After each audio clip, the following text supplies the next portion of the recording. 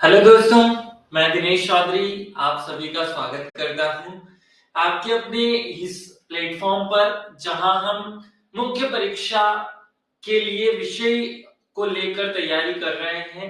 साथ में answer writing practice करना भी हमारा विशेष उद्देश्य है, जिसके साथ हम अपने आप को और ज्यादा निखारने की कोशिश करेंगे। सबसे पहले हमारी रणनीति इस तरीके से बनी कि जो सरल सरल कंटेंट है, जो आसानी से कवर हो सकता है, जो कम समय में कवर किया जा सकता है, उस पर अभी हम पहले फोकस कर रहे हैं। इसके बाद हम धीरे धीरे उन चीजों पर फोकस करना शुरू करेंगे जो ज्यादा बड़ी है, टाइम टेकिंग है। सभी को गुड मॉर्निंग। क्या मेरी आवाज आप सभी तक व्यवस्थित रूप से पहुंच रही है? राधे राधे देवेन। सभी को गुड मॉर्निंग। हम इस फोर्थ पेपर को इसलिए पढ़ रहे हैं ताकि इसका जो कॉन्सेप्चुअल पार्ट है वो हम शुरुआत में पढ़ करके कंप्लीट कर ले, क्योंकि फिर बाद में जल्दी जल्दी में हम कॉन्सेप्ट्स को नहीं समझते हैं। हमने इस सब्जेक्ट को शुरू किया और हमने सबसे पहले उद्यमिता की अवधारणा एवं विकास, इस कॉन्सेप्ट पर उद्यमिता क्या होती है इसे समझा। उद्यमिता का की अवधारणा क्या कहती है, उद्यमिता का क्या महत्व है, ये हमने अपने दिमाग में सेट कर लिया।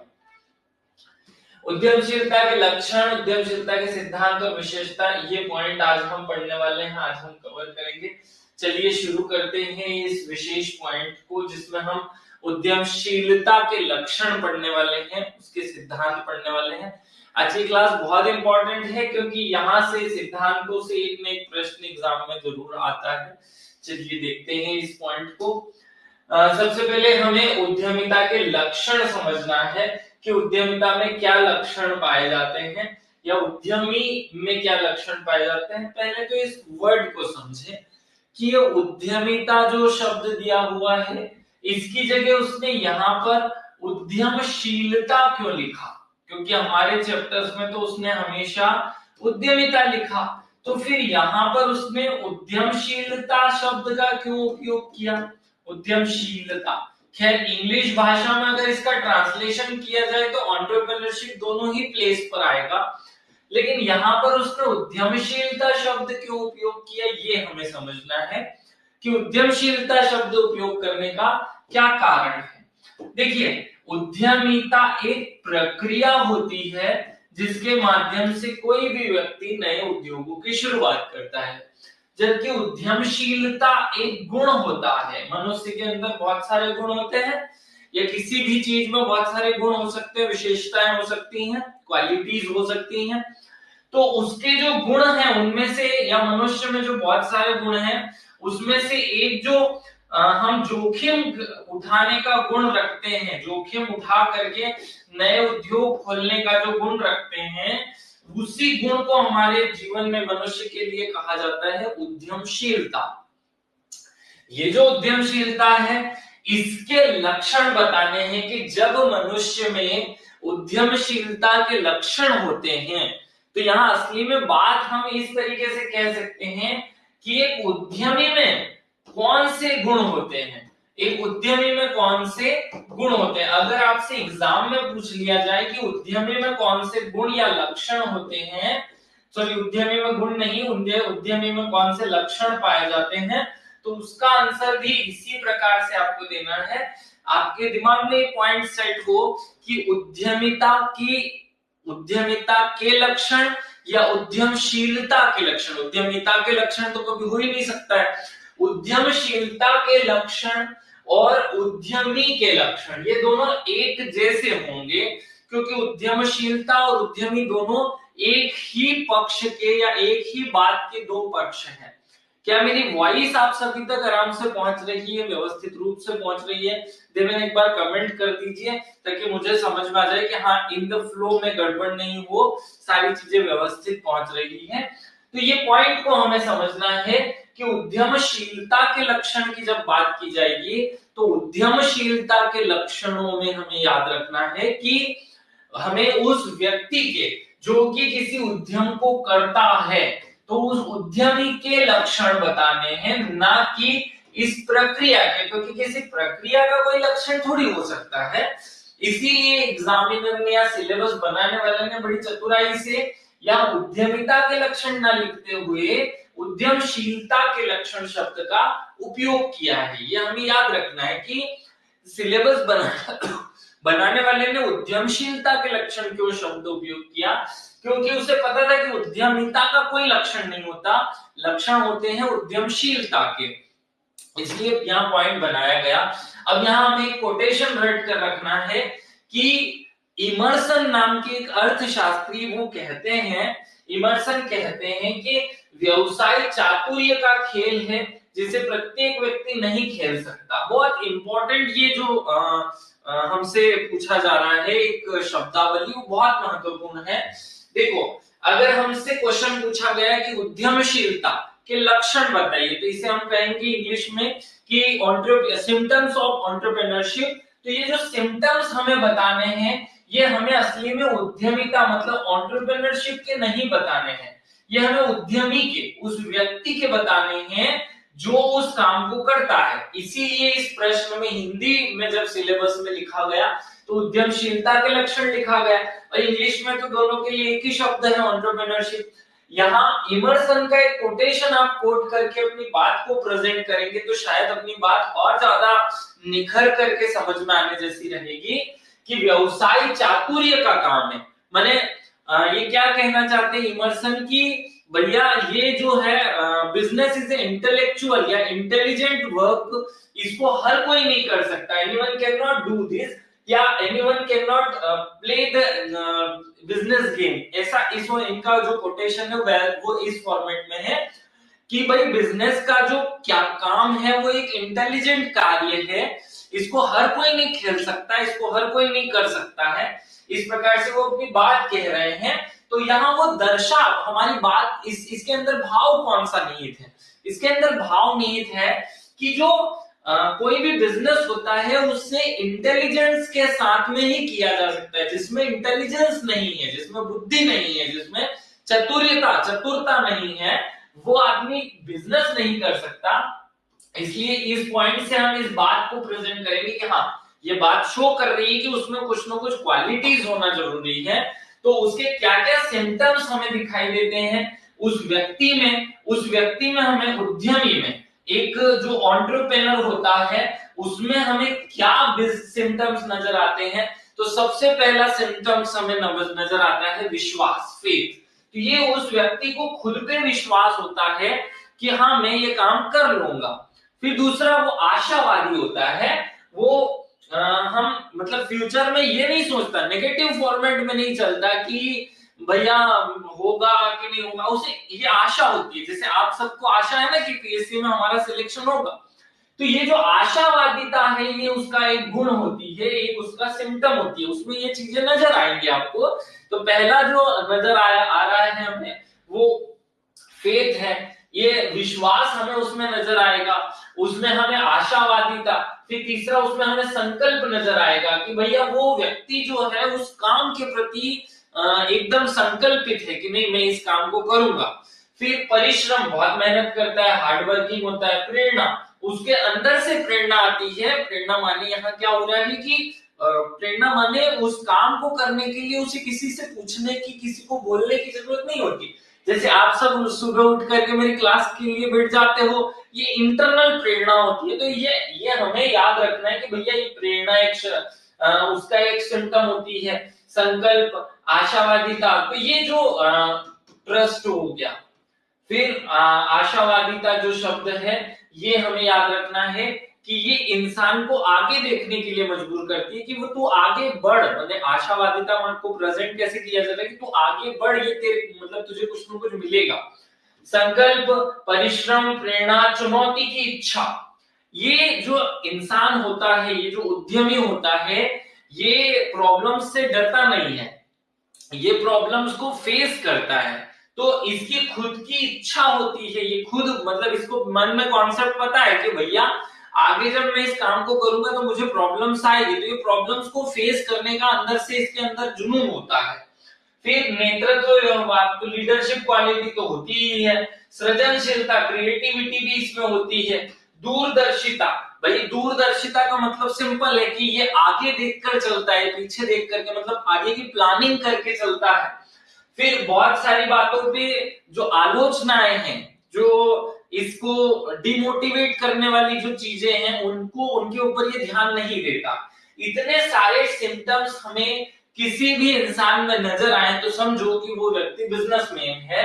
क्योंकि जो बिजनेसमैन है, बिजनेसमैन मतलब व्यवसायी, उद्यमी, एंटरप्रेन्योर, यहाँ बिजनेसमैन शब्द थोड़ा छोटा हो जाएगा, आप एंटरप्रेन्योर शब्द यूज करें, वो ज्यादा इंपॉर्टेंट है, वो ज्यादा रिलायबल होगा इस बात के लिए। आपके दिमाग में पॉइंट्स शायद क्लियर हो रहे होंगे कि बस बड़ी सिंपल सी बात है कि उद्यमिता के लक्षण हमसे एग्जाम में पूछे जाने हैं। तो यहाँ उद्यमिता के कोई लक्षण होते ही नहीं, उद्यमशीलता के लक्षण होते हैं या उद्यमी के लक्षण होते हैं। तो उद्यमी के जो लक्षण है उन्हें हम जब एग्जाम में प्रेजेंट करेंगे तो वो छोटे प्रश्न 7 नंबर में ही ये क्वेश्चन आ सकता है। हमें 7 जो है वो सिम्टम्स याद करके जाने हैं, लक्षण याद करके जाने हैं, और वो बड़े आसान है। सबसे पहला उसे खुद के ऊपर ट्रस्ट होता है कि मैं ये काम कर लूंगा। फिर उसे आशावादी होता है, वो व्यक्ति जो है ना वो पीछे देख करके काम नहीं करता, वो आगे देख करके काम करने वाला होता है। तो इस प्रकार से कुछ विशेष क्वालिटी आप अपने आप में क्वालिटी देख लेना कि मेरे अंदर क्या क्या क्वालिटी। अब मैं ये याद कराने पे आ रहा हूं कि भैया ये चीजें हमें याद करनी है। तो देखो क्या हो रहा है कि आप पीएससी के किसी कैंडिडेट को इमेजिन कर रहे हैं। पीएससी के, अब ये मैं वर्ड्स आपको रटा रहा हूं, है ना, एग्जाम में अगर आ जाए तो हमें कैसे लिखना है, कैसे लिख पाएंगे, हम लिख भी पाएंगे कि नहीं, इस तरीके से मैं इन पॉइंट्स पर फोकस कर रहा हूं ताकि ये आप सबको रटवा दूं। देखो क्या करना है हमें, सबसे पहले पीएससी आपका निकल जाएगा, ये आपको क्या है, विश्वास। क्योंकि घर से जब हम तैयारी करने के लिए निकले तो हमें सबसे पहले क्या था, मुझे विश्वास था कि मेरा हो जाएगा। सबसे पहले विश्वास हमने किया खुद पर, तो हम पहला पॉइंट लिखेंगे खुद पर विश्वास। फिर घर पे हमने घर की दहलीज छू करके संकल्प लिया, हमने एक प्रण लिया, संकल्प लिया कि भाई मेरा हो जाएगा सिलेक्शन। तो ये दूसरा पॉइंट हमें याद रखना है। फिर हमने बहुत मेहनत की, मेहनत करना मतलब बहुत हार्ड वर्क हमने उसके लिए किया, हार्ड वर्क किया, परिश्रम लिख दो, हार्ड वर्क लिख दो, मेहनत लिख दो, एक ही बात है, वो हिंदी इंग्लिश ज्यादा यहाँ मायने नहीं रखता। फिर हमें बीच बीच में सुबह जब उठते थे तो मैं मतलब आपके टीचर जो है वो आपको प्रेरणा देते रहते थे, आपको मोटिवेशन देते रहते थे। तो प्रेरणा की जगह हम लिख देते हैं मोटिवेशन, तो कोई बात नहीं, हिंदी इंग्लिश यहाँ ज्यादा मायने नहीं रखता। हमें प्रेरणा मिलती रही, मोटिवेशन मिलता रहा।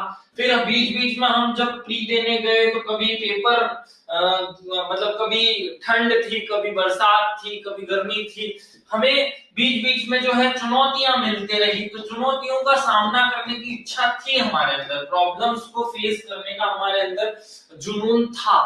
फिर दूरदर्शिता, तो हमें पता था कि प्री के बाद मेंस होना है, ये हमें पहले से पता है कि प्री के बाद मेंस होना है, तो हम पहले से तैयारी करने लग जाएंगे, भैया मेंस की तैयारी पहले से ही कर लो। इस तरीके से फिर हमें पता है कि इंटरव्यू की तैयारी करनी है, तो फिर हमने इंटरव्यू को भी तैयारी किया। इस तरीके से हमने दूरदर्शिता दिखाई। बीच में बहुत सारे रिश्तेदार आए होंगे जो आलोचना करते होंगे, तो आलोचना के प्रति हम अनुक्रियाशील, नो रिस्पॉन्स वाले रहे, है ना। जब आलोचना की गई, जब आपके टांग खींचने की कोशिश की गई, तो अनुक्रियाशील का इंग्लिश ट्रांसलेशन होगा नो रिस्पॉन्स, है ना। तो इसका रिस्पॉन्स ही नहीं देना है, हम अनुक्रियाशील, नो रिस्पॉन्सिव अगेंस्ट जो आलोचना है, जो हमारी टांग खींचने वाले तत्व हैं, जो उल्टी नेगेटिव चीजें हैं, उनके प्रति हम रिस्पॉन्सिव ही नहीं बने, उनके प्रति हमने कोई प्रतिक्रिया नहीं दी, हम कोई रिएक्शन देना भूल गए, दिया ही नहीं हमने। इतनी सारी क्वालिटी जिस पर्सन में हो वो उद्यमी या एंटरप्रेन्योर कहलाता है। आपको अपने दिमाग में इन बातों को रखना है, और इसे याद करने के लिए बस आपको एक पीएससी के स्टूडेंट को सेंटर में रखना है, तो अपने आप वो चीजें याद हो जाएंगी। चलो आज का जो पहला पॉइंट था वो हमने खत्म किया, लेकिन इसमें मैं एक विशेष बात और जोड़ना चाहूंगा। एक विशेष अर्थशास्त्री है शुम्पीटर, नाम क्या है इनका, शुम्पीटर। तो ये जो शुम्पीटर है, ये शुम्पीटर स्पेशली कुछ स्पेशल जो सिम्टम्स हैं वो बताते हैं। शुम्पीटर के अनुसार कुछ स्पेशल सिम्टम्स होते हैं। तो स्पेशल सिम्टम्स बाय शुम्पीटर जो है ये पढ़ा जाता है एक टॉपिक, अगर गलती से पूछ लिया जाए तो इसके स्पेशल सिम्टम्स जो है शूम्पेटर के बताओ, तो वहां आपको 3 पॉइंट याद रखने हैं। शूम्पेटर एक इकोनॉमिस्ट थे जिन्होंने उद्यमिता एंटरप्रेन्योरशिप के ऊपर बहुत सारी थ्योरीज दी, बहुत सारे इन्होंने काम किए, बहुत सारे इन्होंने इसके इंपॉर्टेंस पर फोकस किया, और उन्होंने 4 बातें बताई कि भैया ये मनुष्य के अंदर, जिसमें से 3 तो क्वालिटीज थी, जिसमें जो उन्होंने कहा कि किसी भी उद्यमी में ये विशेष स्पेशल सिम्टम्स पाए जाते हैं, बाकी तो आम बातें हो सकती है, नहीं हो सकती है। वो कह रहे हैं कि प्रबंधी सॉरी उद्यमी जो है वो प्रबंधक से भिन्न होता है। ये पहले तीनों पॉइंट में वो नेगेटिव चलेंगे, वो यूं कहेंगे। पहले पॉइंट में कह रहे हैं कि एंटरप्रेन्योर मैनेजर से डिफरेंट होता है भैया। तो ये जो पहला पॉइंट है इसको हमने समझा कि entrepreneur is different with manager, क्योंकि मैनेजर का काम क्या होता है, प्रबंधक वर्तमान संसाधनों के तहत काम करता है। जो मैनेजर होता है वो उसके पास जो अवेलेबल जो संसाधन होते हैं, जो उसके पास चीजें होती हैं, जो उसके पास वस्तुएं हैं, वो उन्हीं से अपना काम जो है वो करता है। जबकि उद्यमी नए संसाधन में कुछ नया करता है। ये उन्होंने पहली स्पेशल क्वालिटी बताई, स्पेशल सिम्टम्स बताया, जो कि शूम्पेटर का सिम्टम्स है। शूम्पेटर ने किसी भी एंटरप्रेन्योर में पहली जो क्वालिटी बताई है वो क्या बताई है कि जो एंटरप्रेन्योर है वो मैनेजर से डिफरेंट होता है। मैनेजर जो अभी सेम टाइम हमारे पास अवेलेबल चीजें हैं उनसे अपना काम करता है, एंटरप्रेन्योर हमेशा कुछ नया ढूंढने का और उस नए से नया करने की कोशिश करता है। ये पहली क्वालिटी जिस व्यक्ति में पाई जाए समझिएगा वो एंटरप्रेन्योर है। दूसरा, उद्यमी एवं पूंजीपति में अंतर। अब ये यहाँ कह रहे हैं कि जो कैपिटलिस्ट होते हैं, पूंजीपति होते हैं, उसमें और एंटरप्रेन्योर में डिफरेंस होता है। पूंजीपति जो है वो पैसा लगाता है, वो जो एंटरप्रेन्योर होता है, देखो पूंजीपति का कार्य पूंजी उपलब्ध कराना होता है, जबकि उद्यमी का कार्य उसका उपयोग करना। तो जो एंटरप्रेन्योर और कैपिटलिस्ट होते हैं उनमें दोनों में डिफरेंस होता है। पूंजीपति जो है, कैपिटलिस्ट जो है, वो केवल पूंजी उसके पास होती है, और एंटरप्रेन्योर जो है उसके पास पूंजी हो या ना हो, वो दोनों स्थिति में पूंजी का अरेंजमेंट करता है और उसका यूज करता है। कैपिटलिस्ट उसका यूज नहीं करता, पूंजीपति उसका यूज करता है। ये दोनों में डिफरेंस उसने बताया। तीसरा पॉइंट उसने बोला कि जो एंटरप्रेन्योर होता है वो लीडर होता है। एंटरप्रेन्योर जो है वो नेतृत्व करता होता है, मतलब एंटरप्रेन्योर जो है वो लीडरशिप क्वालिटी रखता है। उद्यमी आविष्कारक नहीं होता, वहां नवाचारी होता है। अब देखो बहुत इंपॉर्टेंट तीसरा पॉइंट ये बोल रहे हैं, ये इसको तीसरा पॉइंट मत बोलना, ये हम आखिरी में यूज करेंगे। उसने कहा, शूम्पेटर कह रहे हैं, entrepreneur is not a scientist, क्योंकि साइंटिस्ट और एंटरप्रेन्योर में डिफरेंस है। साइंटिस्ट जो है वो नई नई चीजें बनाने का काम करता है, आविष्कार करने का काम करता है, वो रिसर्च करता है, जो भी करना होता है वो करता है, और उसके बाद वो क्या करता है, इनोवेशन करता है, इन्वेंशन करता है। क्या करता है, इन्वेंशन। तो उसने कहा कि जो साइंटिस्ट होता है उससे हमारा एंटरप्रेन्योर जो है वो अलग होता है, क्योंकि साइंटिस्ट इन्वेंशन करता है और एंटरप्रेन्योर जो है वो इनोवेशन नहीं करता। वो क्या करता है, वो नवाचार करता है। वो इनोवेशन की बजाय उसके अंदर जो पुरानी चीजें उन्हीं को नए स्वरूप में, उन्हीं को नए फॉर्मेट में प्रेजेंट करता है। तो ये हमें याद रखना है। इनोवेशन जो है उससे अलग हट करके जो एंटरप्रेन्योर है वो वहीं पर कुछ कुछ खोज बोझ नहीं करने वाला है। मतलब जो साइंटिस्ट होता है वो रिसर्च और सब कुछ करके एक नई चीज दुनिया के सामने प्रेजेंट करता है। एंटरप्रेन्योर क्या होता है, जो वहां पर उपलब्ध है, जो किसी को दिख नहीं रही है, वो उसे उसको उजागर करने का काम करता है। समझना इसे अपने दिमाग में। तो शूम्पेटर जो है बहुत अच्छे इंसान थे, मतलब अच्छे इकोनॉमिस्ट रहे, और शूम्पेटर ने 3 क्वालिटीज जो है मूल रूप से शूम्पेटर क्या कह रहे हैं, शूम्पेटर लक्षणों पर बात करते हुए, सिम्टम्स पर बात करते हुए ये बात कहते हैं कि भैया 3 स्पेशल क्वालिटी, 3 स्पेशल सिम्टम्स जो हैं, स्पेशल सिम्टम्स पाए जाते हैं किसमें 3 स्पेशल सिम्टम्स पाए जाते हैं भैया किसी भी एंटरप्रेन्योर में। तो एंटरप्रेन्योर में जो 3 सिम्टम्स पाए जाते हैं वो कहते हैं कि वो एंटरप्रेन्योर जो है वो मैनेजर नहीं होता। मैनेजर जो है वो वर्तमान में उपलब्ध चीजों का उपयोग करके काम करता है, एंटरप्रेन्योर नया खोजने का काम करता है। फिर दूसरा आप वो बोले कि भैया ये नेतृत्व वाला जो पॉइंट है, जो लीडरशिप वाला है, वो हम उसको स्किप करें। फिर तीसरे पॉइंट में वो बोले कि भैया एंटरप्रेन्योर जो है वो साइंटिस्ट नहीं होता, वो चीजों को इन्वेंशन नहीं करता, वो इनोवेशन के माध्यम से मतलब नवाचार के माध्यम से काम करता है। और दूसरा पॉइंट वो बोले कि जो एंटरप्रेन्योर होता है वो कैपिटलिस्ट मतलब पूंजीवादी नहीं होता, पूंजीपति नहीं होता, वो पूंजी का अरेंजमेंट करके अपना काम चलाता है। इस तरीके से शूमपीटर के 3 लक्षण आपको स्पेशली याद रखने हैं, 3 सिम्टम्स इन्होंने बताए जो हमें स्पेशली अपने दिमाग में सेट रहे। बहुत दिमाग से ये पॉइंट क्लियर रहे। चलिए आगे बढ़ते हैं।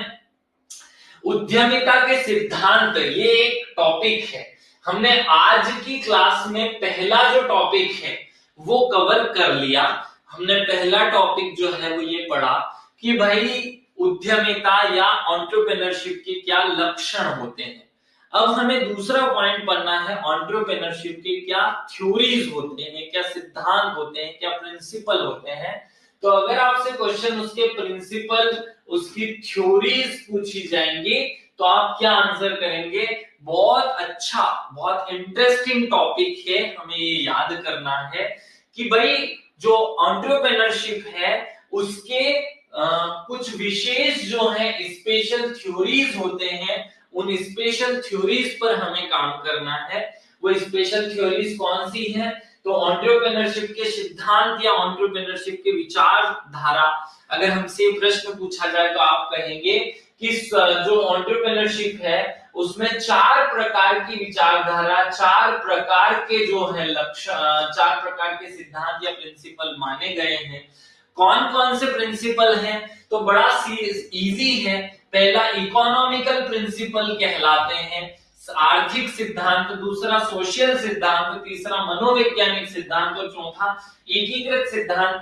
4 सिद्धांत हमें रट करके रखने हैं, सोशल, इकोनॉमिकल, साइकोलॉजिकल और एक आप अपनी तरफ से याद रखेंगे एक्टिक। इनको एक्टिक थ्योरीज या एक्टिक सिद्धांत कहा जाता है।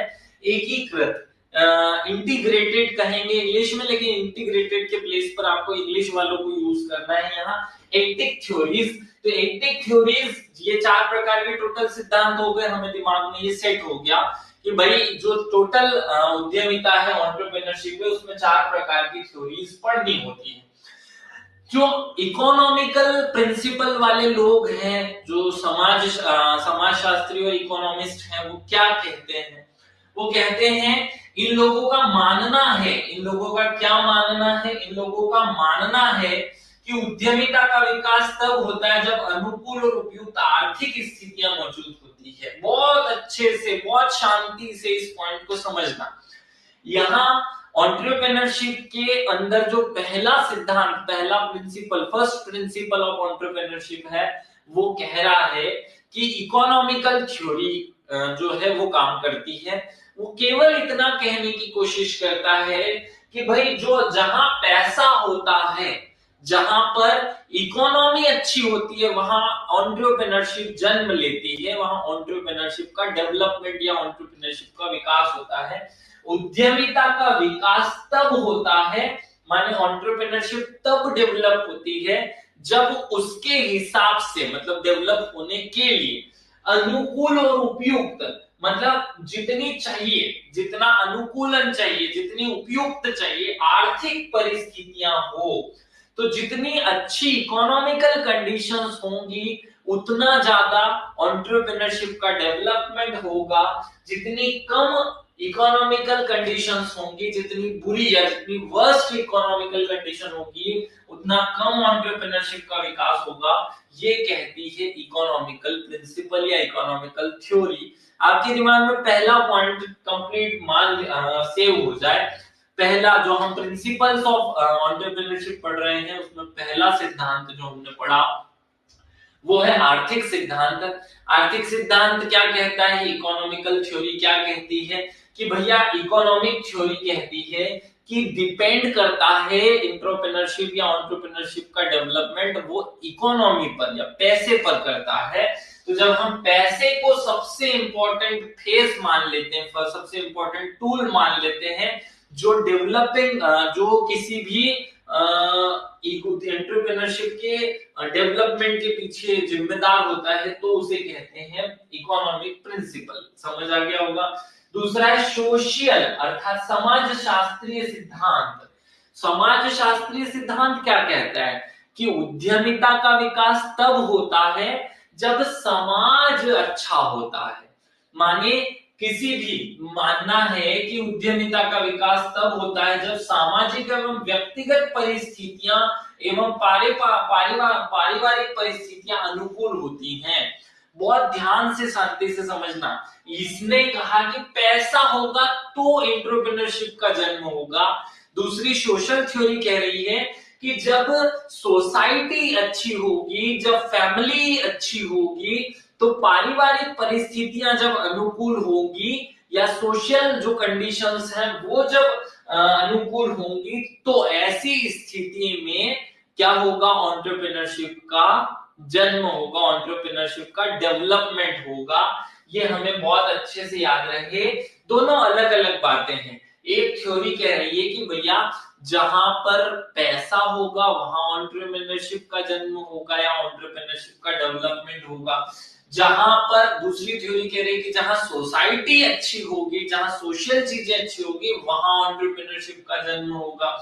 तीसरा पॉइंट कहा जा रहा है मनोवैज्ञानिक सिद्धांत। क्या कह रहा है, साइकोलॉजिकल थ्योरी इसे कहेंगे। तो मनोवैज्ञानिक सिद्धांत या साइकोलॉजिकल थ्योरी क्या कहती है भाई कि उद्यमिता का विकास व्यक्ति के मनोवैज्ञानिक गुणों से होता है। ये कह रहा है कि जो साइकोलॉजिकल किसी भी एंटरप्रेन्योरशिप का डेवलपमेंट है वो इंसान के साइकोलॉजिकल गुणों से पर डिपेंड करता है। व्यक्ति उद्यमी होगा या नहीं ये उसके व्यक्तित्व और मानसिक गुणों पर निर्भर करता है। मतलब यहाँ सीधा यूं कहा जा रहा है कि ना तो पैसे की बात है भाई, ये थ्योरी इन दोनों को मना कर देती है कि ना तो पैसे की जरूरत है ना सोशल कंडीशंस की जरूरत है। केवल इंसान में जो मनोवैज्ञानिक गुण होते हैं, अपने साइकोलॉजिकल जो गुण होते हैं, साइकोलॉजिकल क्वालिटीज होती हैं, वो होती है जिम्मेदार मनुष्य में उद्यमिता के विकास के लिए और किसी भी प्लेस पर उद्यमिता के विकास के लिए। तो देखो तीन थ्योरीज हमने पढ़ी, पहली इकोनॉमिकल थ्योरी, दूसरी सोशल थ्योरी और तीसरी मनोवैज्ञानिक साइकोलॉजिकल थ्योरी। और तीनों अपने अपने हिसाब से एक एक चीज को इंपॉर्टेंस देती है। इकोनॉमिक थ्योरी कहेगी कि पैसे जहां होंगे वहां इकोनॉमी, वहां एंटरप्रेन्योरशिप का जन्म होगा या विकास होगा। सोशल थ्योरी कहती है कि जहां सोशल कंडीशंस अच्छी होगी वहां उद्यमिता का या एंटरप्रेन्योरशिप का विकास होगा। साइकोलॉजिकल थ्योरी कहती है कि भैया जहां इंसान की साइकोलॉजी वैसी होगी उससे डेवलपमेंट होगा इकोनॉमी का या उससे एंटरप्रेन्योरशिप का डेवलपमेंट होगा। धीरे धीरे इस इकोनॉमी में या इकोनॉमिकल जो सिद्धांत है उनमें तीनों थ्योरी को समाप्त कर दिया गया और चौथी थ्योरी है जिसे हमने एकीकृत या इंटीग्रेटेड थ्योरी कहा। और यहाँ कहा गया कि भैया क्या किसी एक चीज के होने से एंटरप्रेन्योरशिप का डेवलपमेंट हो सकता है, तो फिर मना किया गया कि नहीं, इसके लिए जिम्मेदार बहुत सारी चीजें होती हैं, बहुत सारे जिम्मेदार कारण होते हैं जो कि एंटरप्रेन्योरशिप के लिए के डेवलपमेंट या उसके ग्रोथ या उसके विकास के लिए जिम्मेदार होते हैं। वो कहते हैं कि व्यापक विचारधारा ये है कि या एथिक थ्योरी ये कहती है कि किसी भी प्लेस पर उद्यमिता या एंटरप्रेन्योरशिप के जन्म के लिए एक ही कारण जिम्मेदार नहीं होता, अनेक कारण, अनेक रीजंस, बहुत सारे कारण जिम्मेदार होते हैं जिनमें पहला रीजन या दूसरा रीजन हो सकता है लेकिन एक चीज उसके लिए जिम्मेदार नहीं होती। और जो सारे रीजन जिम्मेदार होते हैं वो हो सकते हैं सोशल, वो हो सकते हैं इकोनॉमिकल, वो हो सकते हैं कल्चरल। तो ये जो थ्योरी है ये कहती है कि भैया उद्यमिता का या एंटरप्रेन्योरशिप का विकास करने के लिए कोई एक जो है एक जो कारण होता है, एक जो तत्व होता है वो जिम्मेदार नहीं होता, अनेक तत्व होते हैं। वो अनेक तत्वों में सोशल तत्व भी हो सकते हैं, इकोनॉमिकल तत्व भी होते हैं, साइकोलॉजिकल भी होते हैं, कल्चरल भी हो सकते हैं, एजुकेशनल जो चीजें हैं वो भी हो सकती हैं। तो ये बहुत सारी चीजें उस प्लेस पर एंटरप्रेन्योरशिप के जिम्मेदार के विकास के लिए, डेवलपमेंट के लिए जिम्मेदार होती है। तो हमने 4 थ्योरीज पढ़नी है। पहली थ्योरी इकोनॉमिकल थ्योरी, दूसरी थ्योरी जो है वो सोशल थ्योरी, तीसरी साइकोलॉजिकल और चौथी इंटीग्रेटेड या एकीकृत या इटिक कहेंगे इसे, याद रखना इटिक कहेंगे। तो ये इटिक थ्योरी जो है, इस प्रकार आपसे अगर एग्जाम में पूछ लिया जाए कि एक चीज मतलब कोई सी भी एक सिद्धांत बताओ, तो आप उसके बारे में 7 नंबर में आंसरिंग कर पाएंगे। इतना मैंने आपके इस कंटेंट में बात लिख दी है। अब हम आगे बढ़ते हैं, अब हम इसके अंदर चलेंगे। इकोनॉमिकल जो थ्योरी है उसके भी अंदर जाना पड़ेगा, क्योंकि एग्जामिनर यहां से खोद कर लाएगा। मुझे यकीन है कि ये बात जनरली कॉमन स्टूडेंट नहीं पढ़ते। जब हम प्रिंसिपल्स या सिद्धांत पढ़ रहे हो, तो प्रिंसिपल्स के अंदर जब हम चलते हैं, तो पहला हमने पढ़ा इकोनॉमिकल थ्योरी या इकोनॉमिकल प्रिंसिपल। उसके अंदर हमें 2 महत्वपूर्ण, देखो वो तो 10-15 सकते हैं, लेकिन जो इंपॉर्टेंट है वो पहला है नाइट। ये नाइट कौन है? ये नाइट एक इकोनॉमिस्ट रहे, उन्होंने जोखिम विचारधारा दिया, जोखिम सिद्धांत दिया। वो क्या कहते हैं, देखो बहुत सिंपल सी बात है। इकोनॉमिकल थ्योरीज के अंदर बहुत सारे जो इकोनॉमिस्ट रहे, जो बहुत सारे विचारक रहे, उनकी अलग अलग सिद्धांत हो सकते हैं, और उनमें पहला सिद्धांत हम पढ़ेंगे नाइट की जोखिम वहन विचारधारा या risk bearing theories of Knight. तो risk bearing theory of Knight क्या कहती है, ये हम आगे देखने वाले हैं। इस इकोनॉमी में हमें 2 सिद्धांतों पर बात करनी है। पहला जो है वो नाइट की रिस्क बियरिंग थ्योरी पर, और दूसरा है लिबेस्टन की एक्स कुशलता थ्योरी, एक्स इफिशिएंसी थ्योरी पर बात करनी है। तो ये 2 जो है जो 2 थिंकर या 2 विचारक जो हैं, उनकी हमें बात करनी है कि उन्होंने कौन से सिद्धांत दिए। तो आपको याद रखना है कि इकोनॉमी जो है उसके बारे में पहला नाइट का सिद्धांत है और दूसरा लिबेस्टन का सिद्धांत है। 2 बातें आपको रटनी पड़ेगी, नाइट का सिद्धांत और लिबेस्टन का सिद्धांत। ये कौन सी शाखा है, कौन सी ब्रांच है, ये इकोनॉमी के वो इंपॉर्टेंट मानते हैं कि इकोनॉमी जो है वो एंटरप्रेन्योरशिप के डेवलपमेंट के लिए जिम्मेदार होती है। अब हम डीप में चलते हैं। पहले हम नाइट की थ्योरी पर बात करते हैं और फिर हम लिबेस्टन की थ्योरी पर बात करेंगे। तो नाइट की थ्योरी क्या कहती है, नाइट ने क्या कहा, नाइट की जो जोखिम वहन थ्योरी है, नाइट की जो रिस्क बियरिंग थ्योरी है, वो क्या कहती है। तो नाइट है ना, ये नाइट जो है इनकी रिस्क बियरिंग थ्योरी ये क्या कह रही है, बियरिंग थ्योरी। इसके अंदर अगर एग्जाम में ये हमसे क्वेश्चन पूछ लिया जाए तो क्या कहना है, इसके अंदर क्या लिखना है। बहुत सरल शब्दों में नाइट इस बात को समझाते हैं कि entrepreneurship is equal to risk, क्योंकि उनकी थ्योरी का नाम ही रिस्क बियरिंग थ्योरी है। वो कहते हैं कि entrepreneurship is equal to risk and risk is equal to profit. बड़ी सिंपल, मैं 3 शब्द लिखूं यहां। वो कहते हैं entrepreneurship is equal to risk और risk is equal to profit. वो क्या कहना चाहते हैं इसमें, वो कहना चाहते हैं प्रत्येक उद्यमी लाभ कमाता है, एवरी एंटरप्रेन्योरशिप अर्न प्रॉफिट, क्योंकि वहां जोखिम उठाता है।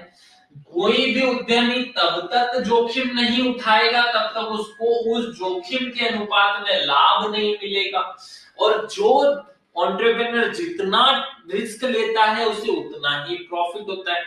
बहुत सिंपल बात नाइट कह रहे हैं, एक लाइन में आपको मजा आ जाना चाहिए कि क्या कह रहे हैं नाइट कह रहे हैं कि भैया एंटरप्रेन्योरशिप पूरी तरह खेल है रिस्क का।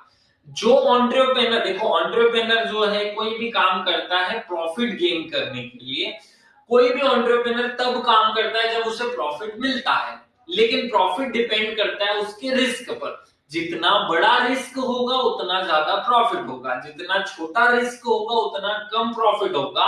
तो जितना बड़ा रिस्क होगा उसी के इक्वल उसका प्रॉफिट होगा, जितना कम प्रॉफिट होगा उतना कम रिस्क होगा, और जितना ज्यादा रिस्क प्रॉफिट होगा उतना ज्यादा रिस्क होगा।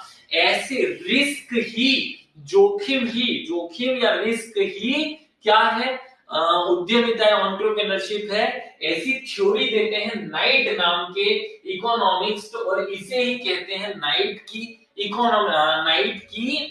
जोखिम वहन थ्योरी या नाइट की रिस्क बियरिंग विचारधारा थ्योरी। आपके दिमाग में एक बहुत अच्छे से ये बात सेट हो जाए। अगले पॉइंट पे चलते हैं, अगले पॉइंट पर चले क्या। अगली जो थ्योरी है वो लिबेस्टन की एक कुशलता विचारधारा है। क्या है अगली, जो लिबेस्टन नाम के इकोनॉमिस्ट हैं, लिबेस्टन नाम के जो विचारक हैं, उनकी विचारधारा क्या है, लिबेस्टन की थ्योरी क्या कहती है, ये ध्यान से सुनना। उन्होंने एक शब्द पैदा किया जिसका नाम था एक्स कुशलता, एक्स इफिशियंसी। इन्होंने एक शब्द बनाया, जो शब्द है एक्स इफिशियंसी। एक्स इफिशियंसी क्या होता है, तो पहले तो हम समझ ले इफिशियंसी, या हिंदी में कह दे कुशलता, ये क्या होता है। देखो मान लीजिए कि अब इस शब्द को समझा रहा हूं मैं, पहले कुशलता शब्द को। मान लो कि हमारे पास एक बस है, और बस को अगर हम दिन भर सिटी में चलाते हैं, एक सिटी से दूसरी सिटी तक लोगों को ले जाने लाने के लिए उसे चलाते हैं, तो उससे हमें 1000 रुपए रोज मिलते हैं। लेकिन अभी जो बस है उसमें कुछ गड़बड़ हो गई है, या बस जो है अपनी पूरी इफिशियंसी से काम नहीं करती, तो रोज का वो 500 रुपए कमाती है। तो इस 1000 वो कमा सकती है, 1000 अगर वो अच्छे से चलाई जाए तो 1000 रुपए रोज कमा सकती है। लेकिन अभी वर्तमान में वो 500 ही कमा रही है। तो वर्तमान में जो वो कम पैसा कमा रही है और अधिकतम पैसा वो जो कमा सकती है, इन दोनों के बीच के डिफरेंस को लिबेस्टन कहते हैं एक्स कुशलता, एक्स इफिशियंसी। आपके दिमाग में शॉर्ट फट से छोटी सी चीज समझ में आनी चाहिए कि एक्स इफिशियंसी, एक्स कुशलता क्या चीज है, एक्स कुशलता क्या कॉन्सेप्ट है। किसी भी इंडस्ट्री की अधिकतम जो कैपेसिटी होती है, उसमें से जब वर्तमान कैपेसिटी को घटाया जाता है, तो जो रिमेनिंग कैपेसिटी इफिशियंसी उसकी बचती है, उसे उन्होंने एक्स कुशलता के नाम से, एक्स कुशलता कह करके प्रेजेंट किया है। आपको ये याद रखना है भाई। अब ये क्या कहना चाहते हैं इसमें वो समझो। ये कहना चाहते हैं एक्स कुशलता की डेफिनेशन में कहते हैं, जब किसी एक संसाधन का कुशलता से उपयोग नहीं होने के कारण उस संसाधन के वास्तविक उत्पादन या अपेक्षित अधिकतम उत्पादन के बीच का अंतर होता है, उसे ही हम एक्स इफिशियंसी कहते हैं। अब देखो एक्स इफिशियंसी अगर समझ में आ गई तो लिबेस्टन का जो सिद्धांत है वो बड़ा आसानी से समझ में आ जाएगा। लिबेस्टन की थ्योरी कहती है कि एक्स कुशलता, एक्स एफिशिएंसी संसाधनों के गलत तरीके से उपयोग करने या संसाधनों के अनुपयुक्त बिना उपयोग किए छोड़ देने से पैदा होती है। इस एक्स कुशलता को दूर करने के लिए एंटरप्रेन्योर की आवश्यकता होती है, और एंटरप्रेन्योर दो प्रकार के होते हैं। बहुत सिंपल शब्दों में उन्होंने ये कह दिया कि जब मान लो कि आपके पास जो संसाधन है, आपके पास जो भी संसाधन जो भी हमारे पास जो इस रिसोर्सेस, संसाधन का इंग्लिश ट्रांसलेशन रिसोर्सेस होगा, हमारे पास जो भी रिसोर्सेस हैं, अगर हम उनकी ज्यादा से ज्यादा पैदा करने की कैपेसिटी जो है, उनकी जो अधिकतम कैपेसिटी है, उनकी जो मैक्सिमम कैपेसिटी, अधिकतम मैक्सिमम कैपेसिटी से कम अगर उनसे हम पैदा कर रहे हैं, उनसे उत्पादन, उनसे हम कम प्रोडक्शन कर रहे हैं, तो ऐसी स्थिति में एक चीज हो रही है जिसे हमने एक्स एफिशिएंसी कहा। जब कभी भी रिसोर्सेस के यूज में एक्स एफिशिएंसी का फैक्टर पैदा होता है, तो ऐसी स्थिति में अपने आप उस एक्स एफिशिएंसी का यूटिलाइजेशन करने के लिए एक इंसान का जन्म होता है, एक स्थिति का जन्म होता है, एक स्थिति का डेवलपमेंट होता है जो कि एंटरप्रेन्योरशिप कहलाती है, जो कि उद्यमिता कहलाती है। बहुत आसानी से इस फैक्टर को, इस सिद्धांत को, इस प्रिंसिपल को अपने दिमाग में सेट करो।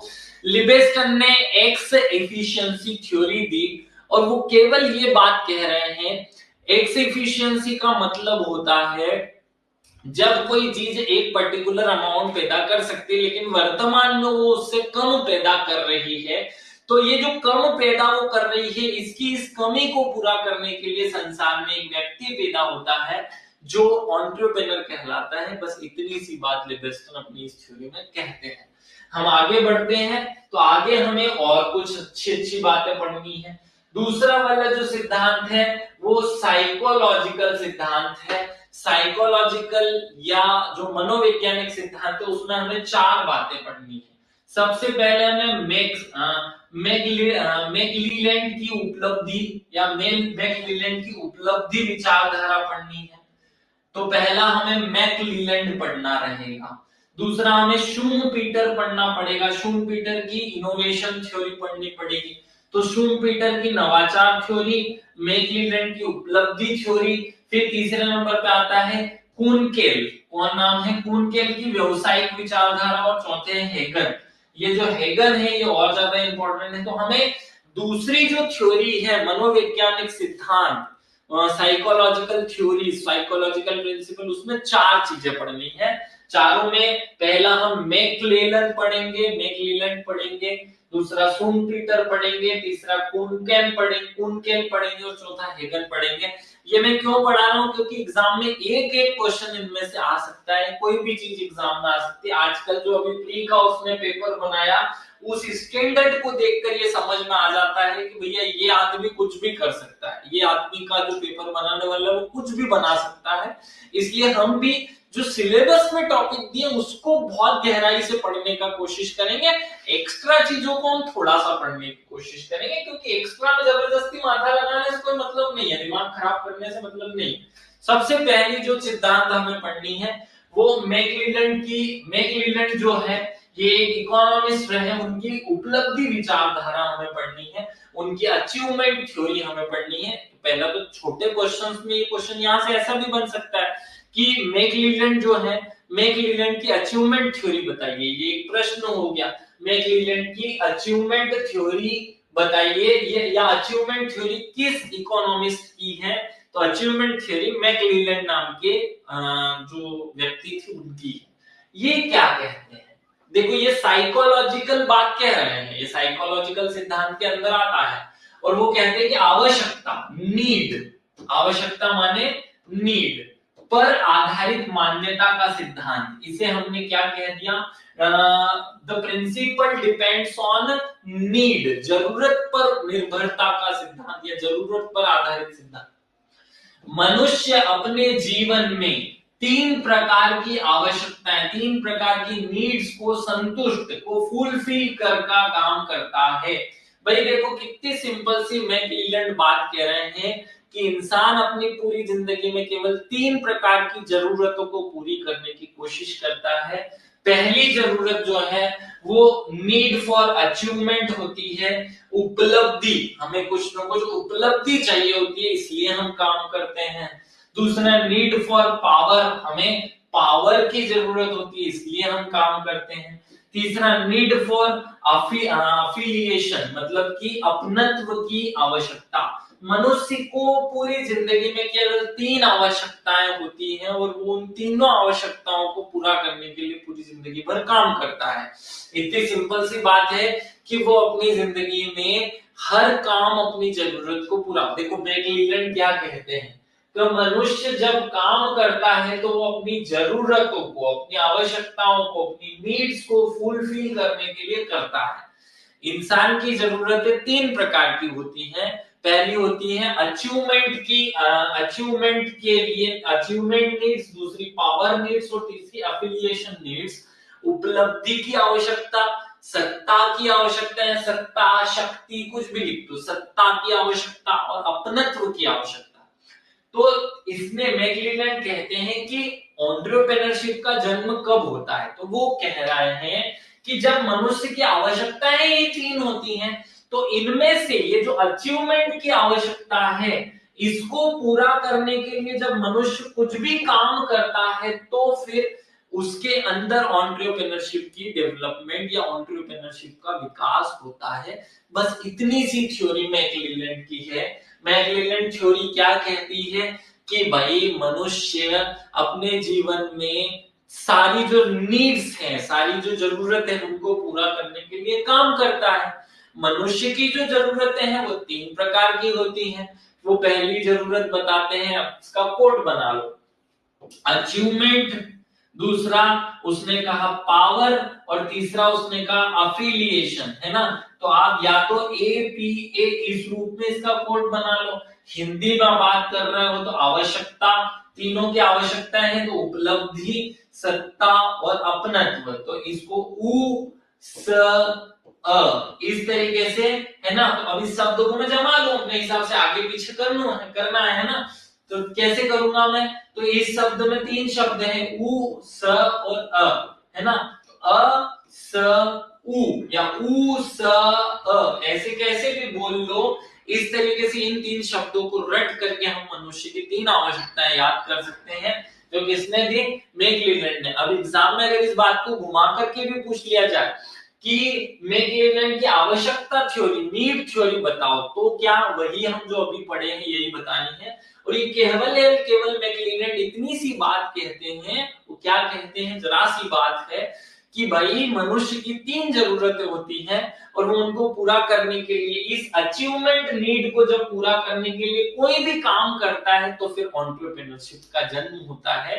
क्योंकि जो सिद्धांत पढ़ाए जाते हैं वो उसके जन्म से रिलेटेड, उसके पैदा होने से रिलेटेड, डेवलपमेंट से रिलेटेड तो है ही। तो बस इतनी सी बात कहकर आपको मैक्लेलैंड की बात खत्म कर देनी है। चलो हम आगे बढ़ जाते हैं। ये पॉइंट सबको समझ आ गया होगा। अगला हम कुनकेल की, नहीं इसके पहले हमने ये दूसरा वाला भी पढ़ना है। ये क्या कह रहा है भैया, ये दूसरे वाले भाई पे चलते हैं। चलो ये हमने पढ़ लिया। अब शूमपीटर की नवाचार विचारधारा है, इनोवेशन थ्योरी पे आते हैं। शूमपीटर की इनोवेशन थ्योरी क्या कहती है भैया, तो देखो शूमपीटर इनोवेशन थ्योरी जो है वो क्या कह रही है। शूमपीटर की इनोवेशन थ्योरी कहती है कि उद्यमी स्वभाव से सृजनशील होता है। एंटरप्रेन्योर बिहेव उससे कैसा होता है, एंटरप्रेन्योर अपने बिहेवियर से कैसा होता है, एंटरप्रेन्योर अपने बिहेव से क्रिएटिव होता है। क्रिएटिव, सृजनशील का इंग्लिश होगा क्रिएटिव, स्वभाव का इंग्लिश होगा बिहेव। तो उद्यमी माने एंटरप्रेन्योर बिहेव से क्रिएटिव होता है। वह हमेशा किसी नए उत्पाद का विकास करने, हमेशा किसी नई चीज का, न्यू प्रोडक्ट, नए नए उत्पाद का, नए नए प्रोडक्ट के डेवलपमेंट का, नए उत्पादन तकनीक का, मतलब कि जो नई नई टेक्नोलॉजीज हैं। तो देखो इसने क्या कहा कि एक तो नए प्रोडक्ट का, नए जो है टेक्निक का, संसाधनों के या फिर जो रिसोर्सेस हैं उनको नया करने का, या स्रोतों की सामग्री को के उत्पादन का, तथा किसी नए प्रकार के संगठन का, मतलब ऑर्गेनाइजेशन का, के नए होने का, की स्थापना का प्रयास करता है। बहुत सिंपल थ्योरी जो है शूमपीटर ने दी। शूमपीटर की इनोवेशन थ्योरी क्या कहती है, शूमपीटर की इनोवेशन थ्योरी इतनी सी बात कह रही है कि भाई जो एंटरप्रेन्योर है वो बिहेव से क्रिएटिव होता है, वो हमेशा कुछ नया क्रिएशन का काम करता है, और वो 5 प्रकार की चीजों का क्रिएशन करने की कोशिश करता है। कभी कभी वो नए नए प्रोडक्ट बनाने की कोशिश करता है, कभी कभी वो नई नई टेक्निक को डेवलप करने की कोशिश करता है, कभी कभी वो नए नए रिसोर्स को डेवलप करने की कोशिश करता है, कभी कभी वो सोर्सेस को, सामग्री को डेवलप करने की कोशिश करता है, और कभी कभी वो ऑर्गेनाइजेशन का डेवलपमेंट करता है। इन 5 प्रकार का डेवलपमेंट हर इंसान करता है, जिससे ऑटोमेटिक एंटरप्रेन्योरशिप का जन्म होने लगता है, या एंटरप्रेन्योरशिप का जन्म होता है। ये शूमपीटर की नवाचार थ्योरी या शूमपीटर की इनोवेशन थ्योरी है। बहुत इंपॉर्टेंट है, याद रखना आप सब लोग। आगे बढ़ते हैं, नेक्स्ट पॉइंट पे चले। तो अगला वाला व्यक्ति जो हमें मिलेगा वो कुनकेल मिलेगा। कुनकेल की व्यवहारवादी थ्योरी, कुनकेल का बिहेवियर सिद्धांत कहा जाता है। यहाँ क्या कहा जाता है? कुनकेल का बिहेवियरल सिद्धांत क्या है? एग्जाम में सीधे 7 नंबर में आएगा भैया, और अगर 7 में नहीं आएगा तो 2 में आ जाए कि कौन व्यवहारवादी या बिहेवियरल थ्योरी किसने दी थी? तो कुनकेल नाम के जो इकोनॉमिस्ट थे उन्होंने दी थी। और किससे संबंधित है? आज हम क्या पढ़ रहे हैं? एंटरप्रेन्योरशिप के प्रिंसिपल पढ़ रहे हैं। तो एंटरप्रेन्योरशिप के अनेक प्रिंसिपलों में एक विशेष इंपॉर्टेंट प्रिंसिपल है कुनकेल का, या कुनकेल ने बिहेवियरल थ्योरी दी थी। अब देखो कुनकेल क्या कह रहे हैं, बड़ी सामान्य सी सरल सी बात कहते हैं कुनकेल। कुनकेल के अनुसार उद्यमिता का विकास समाज में विद्यमान 4 संरचनाओं से, संरचना को इंग्लिश में कहेंगे स्ट्रक्चर, क्या कहेंगे? स्ट्रक्चर से होता है। बड़ी सिंपल सी बात कुनकेल कहते हैं। और कुनकेल कहते हैं कि जो एंटरप्रेन्योरशिप है, उद्यमिता है, उसका डेवलपमेंट सोसाइटी में विद्यमान 4 स्ट्रक्चर से होता है। पहली परिसीमा संरचना, अवसर संरचना, मांग संरचना और श्रम संरचना। 4 प्रकार की स्ट्रक्चर्स वो बताते हैं। वो कहते हैं कि समाज में एंटरप्रेन्योरशिप का जन्म 4 प्रकार की स्ट्रक्चर से होता है। पहली है लिमिटेशन स्ट्रक्चर, दूसरी डिमांड स्ट्रक्चर, अपॉर्चुनिटी स्ट्रक्चर और लेबर स्ट्रक्चर। इस टाइप से वो प्रेजेंट कर रहे हैं कि भैया इस समाज में, इस सोसाइटी में, किसी भी सोसाइटी में 4 प्रकार के स्ट्रक्चर्स होते हैं। हर सोसाइटी में किसी न किसी प्रकार से इंसान को कुछ करने के लिए मना किया जाता है। जैसे पंडित शराब की दुकान नहीं खोलेगा। जो ये हमारी समाज, हिंदू समाज या भारतीय जो समाज है, उसमें जो वर्ण व्यवस्था थी उसकी बात कर रहा हूं। तो उस समाज में किसी विशेष वर्ग को, विशेष ग्रुप को, किसी विशेष काम को, किसी स्पेशलाइज काम को करने से मना किया गया है। तो इसी से उसकी परिसीमा लिमिट है वो, कि उसे उसके समाज कुछ विशेष काम नहीं करने देगी, जिससे उसका माइंड जो है वो किसी एक विशेष पर्टिकुलर एरिया में ही सोचेगा, और जिससे एंटरप्रेन्योरशिप का जन्म होगा। दूसरा अवसर संरचना, उसकी सोसाइटी उसे कुछ विशेष करने के लिए भी मोटिवेट करती है। जैसे पंडित का बेटा अध्यापक बनेगा, या पंडित का बेटा ब्राह्मण बन के पूजा पाठ कराएगा, इससे उसके अंदर इनोवेशन जन्म होता है। तो यहाँ सिंपल सी बात कही जा रही है, अपने कुनकेल कहते हैं कि 4 प्रकार की स्ट्रक्चर समाज में होती है।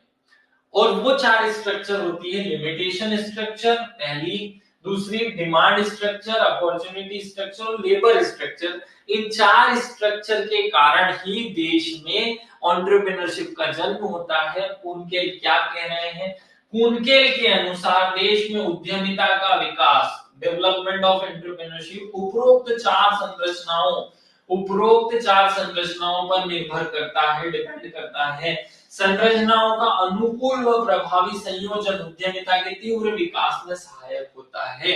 मतलब इन 4 स्ट्रक्चर्स को आप जितना अच्छा बना दोगे, उतना अच्छा उस सोसाइटी में जो है एंटरप्रेन्योरशिप का डेवलपमेंट होगा। और जिस समाज में ये 4 संरचनाएं बिगड़ी हुई होगी, 4 स्ट्रक्चर बिगड़े हुए होंगे, उस समाज में एंटरप्रेन्योरशिप का जन्म नहीं होगा या कम डेवलपमेंट होगा। ऐसा कुनकेल कह करके बात खत्म करते हैं। अगला पॉइंट हम पढ़ते हैं हेमन, ये हेगन जो है वो एक बहुत अच्छी थ्योरी देते हैं। हेगन की पीड़ित अल्प समूह की विचारधारा, हेगन्स डिप्रेस्ड माइनॉरिटी ग्रुप थ्योरी, ये क्या कहती है? Depressed minority group theory by Hagin. Hagin ने कौन सा सिद्धांत दिया? हेगन ने डिप्रेस्ड माइनॉरिटी थ्योरी दी। डिप्रेस्ड माइनॉरिटी जो सिद्धांत है वो क्या कहता है? बड़ी आसानी से एक बात कहता है कि जब भी कुछ सशक्त लोग, जब भी कुछ ताकतवर, सशक्त माने पावरफुल, सशक्त शब्द का मतलब क्या होगा? सशक्त शब्द का मतलब होगा पावरफुल। जब कुछ पावरफुल लोग किसी परंपरागत रूप से सशक्त एवं समृद्ध समुदाय को, जब कुछ पावरफुल लोग किसी भी पावरफुल लॉबी को उनकी सम्मानजनक स्थिति से विस्थापित कर देते हैं। मैं सरल शब्दों में पहले समझा दूं। कहा जा रहा है कि जब कोई पावरफुल 2 4 5 6 5 7 10 पावरफुल लोग किसी पावरफुल कम्युनिटी को, समुदाय माने कम्युनिटी को सम्मान की स्थिति से हटा देते हैं, मतलब उनका सम्मान खत्म कर देते हैं। जब कुछ पावरफुल लोग किसी विशेष कम्युनिटी को पावर से हटा देते हैं तो वो कम्युनिटी वापस से पावर में आने के लिए, वापस से अपने सम्मान को, वापस से अपनी इंटीग्रिटी को डेवलप करने के लिए, तब उनका प्रभाव समाप्त हो जाता है और वे अपना अपमान समझते हैं। ऐसी स्थिति में वे पुनः परिश्रम, पुनः हार्ड वर्क और सृजनशीलता माने क्रिएटिविटी के द्वारा समाज में प्रतिष्ठा प्राप्त करते हैं और इसी से उद्यमिता का जन्म होता है। बहुत सरल शब्दों में हेगल यूं कह रहा है कि जैसे हमारी समाज में जैन समाज है जो कि एंटरप्रेन्योरशिप को बढ़ावा देती है, तो ये एंटरप्रेन्योरशिप को बढ़ावा देने वाला एक समाज है। लेकिन मान लो कि हमारे समाज में शीर्ष, हमारी सोसाइटी में शीर्ष रूप से अग्रवाल पहुंच जाए या गुप्ता पहुंच जाए और कुछ अलग अलग प्रकार के लोग पहुंच जाए और इस जैन जो कम्युनिटी है इसको पावर से अलग हटा दे, तो जैन कम्युनिटी के लोग हार्ड वर्क करके या क्रिएटिविटी के माध्यम से फिर से पावर को पाने की कोशिश करते हैं और इस पाने की कोशिश में, पावर को फिर से पाने की कोशिश में ही एंटरप्रेन्योरशिप का जन्म होता है। बहुत सरल शब्दों में हेगल ने क्या कहा कि जब कोई पावरफुल पर्सन या जब कुछ पावरफुल पर्सन किसी परंपरागत रूप से, जो हमेशा से पावर में थे, किसी परंपरागत पावर रूप से सशक्त और समृद्ध समुदाय माने कम्युनिटी को उनकी सम्मानजनक स्थिति से विस्थापित कर देते हैं, मतलब जब उनको पावरफुल कम्युनिटी को अपनी पावर से अलग कर दिया जाता है तब उनका प्रभाव समाप्त हो जाता है, तब उस पावरफुल कम्युनिटी का जो पावर है वो समाप्त हो जाता है। वे उसे अपना अपमान समझते हैं, वे उसे अपना अपमान समझते हैं और ऐसी स्थिति में वे पुनः हार्ड वर्क और क्रिएटिविटी, सृजनात्मकता द्वारा समाज में प्रतिष्ठा प्राप्त करते हैं और इसी से एंटरप्रेन्योरशिप का जन्म होता है। अब यहाँ उदाहरण भी दिया उन्होंने कि जापान के जो समुराई समुदाय के लोग हैं उनमें एंटरप्रेन्योरशिप का विकास इसी के कारण हुआ। पीड़ित समूह से प्रतिक्रिया के अनुसार 4 प्रकार की प्रतिक्रियाएं जो पीड़ित जो सदस्य है वो देते हैं। या तो वो मौन रह जाते हैं, तो पहली प्रतिक्रिया उनकी होती है मौन, दूसरी होती है विधिवादी, तीसरी होती है सुधारवादी और चौथी होती है नवाचारी। वो कह रहे हैं कि हिंदुस्तान में पावर में था मुस्लिम, जब मुगल कम्युनिटी का हमारे देश में पावर था, जब मुगल कम्युनिटी रूल कर रही थी, मुगलों का शासन था, राजतंत्र उनका था, तो मुगलों के पास में पावर थी। फिर कुछ अंग्रेजों ने आकर के मुगलों को पावर से हटा दिया। अब मुसलमान जिनको पावर से हटा दिया गया है वो 4 प्रकार के रिएक्शन करेंगे। या तो वो मौन बैठे रहेंगे, या वो विधिवादी बन जाएंगे, या फिर वो सुधारवादी बन जाएंगे, या फिर वो नवाचारी बन जाएंगे, न्यू क्रिएशन करने की कोशिश करेंगे। तो जब वे नवाचारी बनेंगे तब उद्यमिता का विकास होगा। इतना सा केवल हेगल की थ्योरी कहती है। बड़ी आसान, हमने 2 उदाहरणों से भी इसको देखा। आगे बढ़ते हैं। हमने अभी तक इस लेक्चर में सबसे पहले लक्षण पढ़े, फिर हमने दूसरे जो पार्ट शुरू किया सिद्धांत, तो उसमें 4 सिद्धांत पढ़े, economical theory, social theory, psychological theory और इंटीग्रेटेड थ्योरी या एक्टिक थ्योरी। उसमें से जो सोशल थ्योरी थी उसके डीप में हम जाकर के 2 सिद्धांत पढ़े, फिर साइकोलॉजिकल थ्योरी के अंदर जाकर डीप में हमने 2 सिद्धांत पढ़े। पुष्पराज पटेल, ठीक है, बहुत अच्छा भाई, थैंक यू। चलो अब हम आगे एक चीज और पढ़ने वाले, जो सोशल थ्योरी है, जो सोशल थ्योरी या सोशल विचारधारा है वो क्या कह रही है। तो वो चार बातें कहती है, उसमें भी चार सिद्धांत हैं, जैसे अभी हमने चार सिद्धांत पढ़े, ऐसे चार सिद्धांत सोशल है। अभी हमने साइकोलॉजी के चार सिद्धांत पढ़े, अब हम सोशल थ्योरीज के चार सिद्धांत पढ़ेंगे। और वहां है यंग की समूह स्तरीय विचारधारा। ये बहुत छोटे छोटे हैं, दो दो चार चार लाइन के हैं, बड़े आसानी से समझ में आ जाएंगे, घबराना हो। वेबर की नैतिक मूल्य विचारधारा, कोकन की विचारधारा और हेस्लीज की विचारधारा। ऐसे आपको चार थ्योरीज पढ़नी पड़ेगी।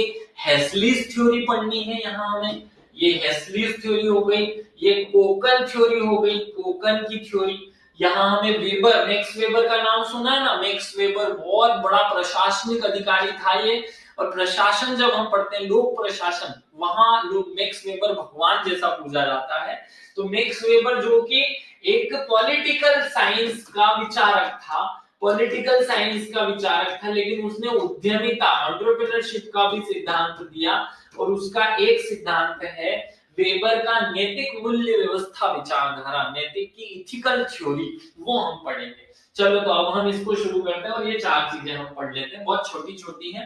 पहले यंग नाम के, पीवी यंग है, पीवी यंग की समूह प्रतिक्रिया विचारधारा। समूह मतलब होता है ग्रुप, प्रतिक्रिया मतलब होता है हमारा जो क्रिया का प्रतिक्रिया, मतलब हम जो प्रतिक्रिया देते हैं किसी काम पर, वो उसको प्रतिक्रिया देना हो जाता है।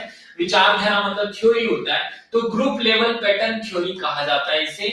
अब देखो मैंने ये बात यहाँ अटक अटक करके क्यों बोली कि यहाँ प्रतिक्रिया का उल्टा मत करना, इसके लिए जो इंग्लिश में शब्द है वो मत सोचना है ना। प्रतिक्रिया का उल्टा मतलब प्रतिक्रिया का इंग्लिश ट्रांसलेशन करोगे शायद भटक जाओगे। आप यहाँ जाओ, यंग का समूह प्रतिक्रिया विचारधारा, ये हिंदी में हो गया, इंग्लिश में इसे कहा जाता है ग्रुप लेवल पैटर्न थ्योरी। क्या कहा जाता है? Group level pattern theory. अब ये रटना पड़ेगा, इसका इंग्लिश ट्रांसलेशन अलग होता है, इन्होंने इसका नाम अलग दे दिया। तो ग्रुप लेवल पैटर्न थ्योरी क्या कहती है? तो ग्रुप लेवल पैटर्न थ्योरी इतनी सी बात कहती है कि एंटरप्रेन्योरशिप समूह स्तर पर होने वाली प्रतिक्रिया का परिणाम है। जरा सी बात कही इन्होंने, इतनी सी बात कह रहे हैं कि एंटरप्रेन्योरशिप इज समूह मतलब ग्रुप लेवल पर होने वाली प्रतिक्रिया का परिणाम है। ये एक छोटा सा कार्य है जो ग्रुप लेवल पर होता है, सिंगल पर्सन के लेवल पर नहीं होता। समूह प्रतिक्रिया करता है, कब करता है? यदि तीन स्थिति में कोई भी ग्रुप प्रतिक्रिया करता है। कब करता है? यदि महत्व और सम्मान का स्तर कम हो रहा, जब किसी भी ग्रुप का या तो स्टेटस या उसकी वैल्यू, जब किसी ग्रुप का सम्मान और उसका स्तर, जब उसके लेवल और उसके जो सम्मान है उसमें कमी आती है, तब वह प्रतिक्रिया करता है। क्या करता है? तब वह प्रतिक्रिया करता है। दूसरी बात कही, जब लोगों के सामाजिक व्यवस्था में प्रवेश का अवसर नहीं मिलता, तब वो ग्रुप प्रतिक्रिया करता है। दूसरी बात उन्होंने कही कि भाई कोई, देखो सिंपल सी बात है, यंग जो है वो यूं कह रहे हैं, बहुत सरल शब्दों में अगर मैं यंग की बात कहूं तो यंग कह रहे हैं कि भैया एंटरप्रेन्योरशिप का जन्म कैसे होता है? तो वो कह रहे हैं कि एंटरप्रेन्योरशिप का जन्म ग्रुप की प्रतिक्रिया से होता है, ग्रुप के रिस्पॉन्स से होता है। समझ गए? तो ग्रुप का रिस्पॉन्स, मैं ये रिस्पॉन्स शब्द यूज नहीं करना चाहता था क्योंकि प्रतिक्रिया का जो अपोजिट होता है इंग्लिश में ट्रांसलेशन होता है रिस्पॉन्स होता है, तो हमें वो रिस्पॉन्स शब्द यूज नहीं करना है, हमें प्रतिक्रिया शब्द यूज करना है, क्योंकि इन्होंने इंग्लिश में भी और हिंदी में भी प्रतिक्रिया ही कहा उसे। वो कहते हैं एंटरप्रेन्योरशिप समूह स्तर पर होने वाली एक प्रतिक्रिया का परिणाम होता है। माने entrepreneurship is a result of जो ग्रुप लेवल रिस्पॉन्स है उससे पैदा होने वाली एक चीज है। और वो कहते हैं कि तीन स्थिति, तीन कंडीशंस में कोई भी ग्रुप जो है वो प्रतिक्रिया या रिस्पॉन्स करता है। कब करता है?